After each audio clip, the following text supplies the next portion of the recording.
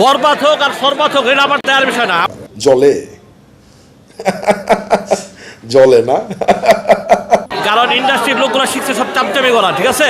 একটা না দুইটা মানুষ ব্যাড সোল থাকবেই, আর ব্যাড সোল যে ওর কাজটা প্রপার করবে। 27 কোটি টাকা ঘরে তুললে তো আমাকে যদি প্রুফ দিতে পারে, আমি খোদার কসম আমি ইন্ডাস্ট্রিতে জিন্দিগিতে আর ঢুকবো না। বোঝার সেন্সটুকু আছে, যেহেতু এই কথাটা বলতে পারছে তার মানে তাদের সেন্স আছে, এটা তার ইচ্ছা করে বলছে।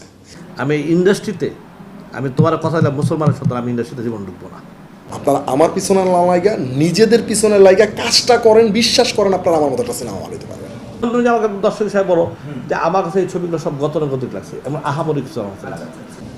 শুধু শুধু আমার পিছনে টাইম ওয়েস্ট করে লাভ কি আপনাদের?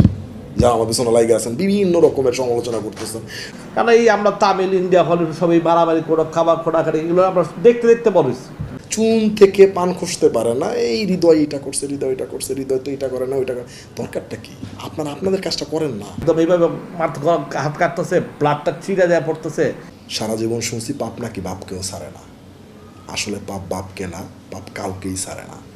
প্রত্যেকটা খারাপ লোকের কিন্তু বিচার হয়েছে।